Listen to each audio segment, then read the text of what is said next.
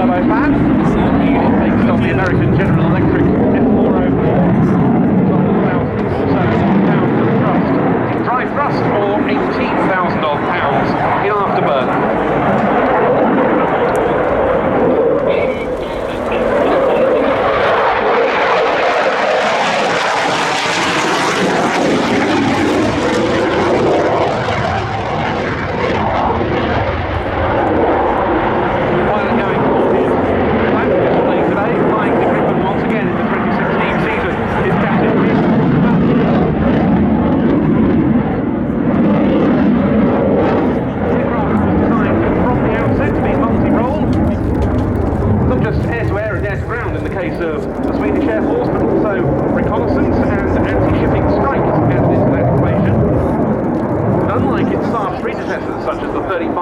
And the 37 Viggen, the Gripen hasn't just sold to Sweden, but also a succession of international customers.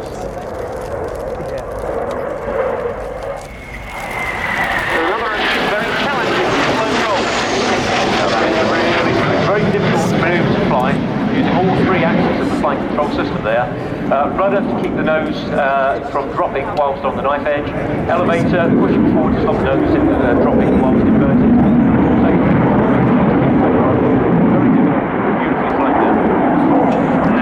Of the Gripen's turning performance in a 360-degree turn, pulling out into a barrel roll.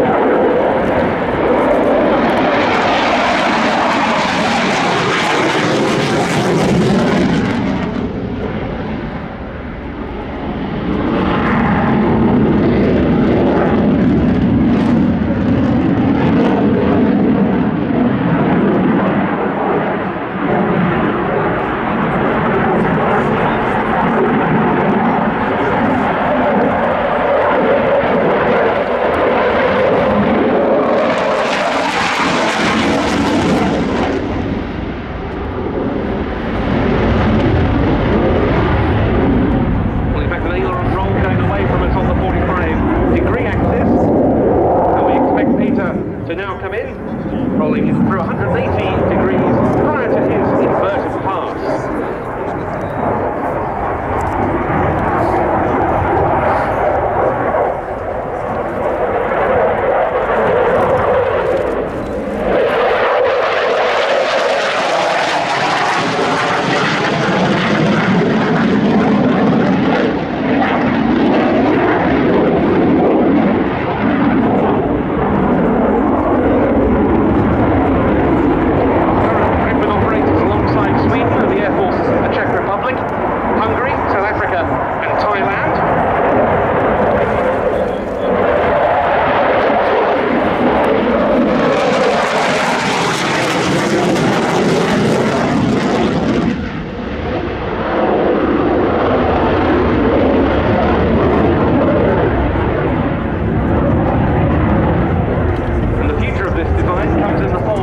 The Gripen E and F model, the so-called Gripen Next Generation, which was rolled out in May of this year with a new radar, more powerful engine, bigger weapons load and more range. And that aircraft has been bought by the Swedes and also by the Brazilian government. Aircraft thus becoming Brazil's next new fighter.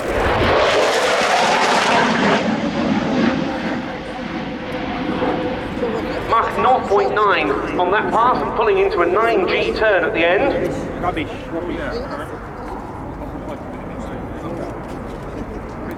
There are 3 wings of Gripens in the Swedish Air Force, 2 operational units at Ronneby and Luleå.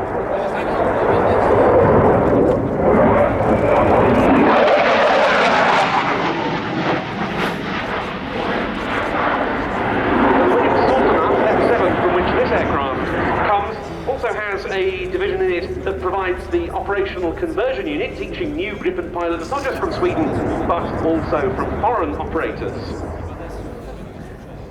This is a type that, like the Typhoon, made its combat debut during Operation Unified Protector in Libya in 2011. Though the Swedes were restricted to non-offensive sorties, they helped enforce the no-fly zone and performed reconnaissance missions. Of course, for the Swedes, a big task is the QRA, the Quick Reaction Alert, air policing of their own airspace. Of course, they're close to Russia, and the number of scrambles that these aircraft have been forced to perform in recent years has really been on the rise. They did around 330 in 2015 alone. Now, at the slow from the right.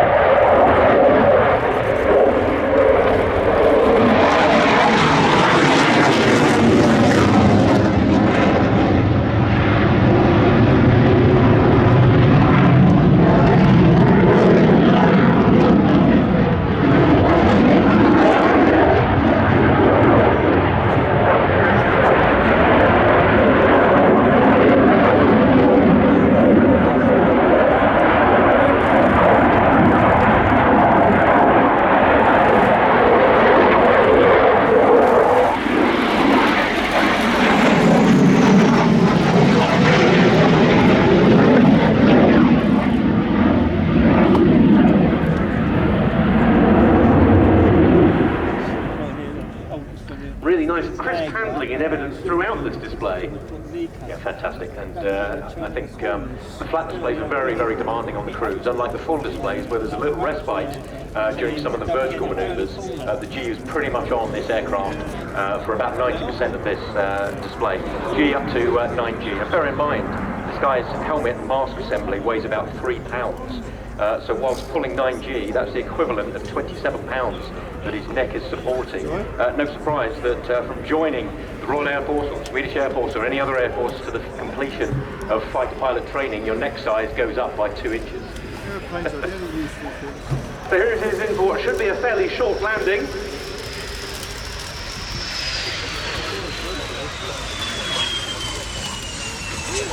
Indeed, we see the aircraft's ability to stop in not very much at all.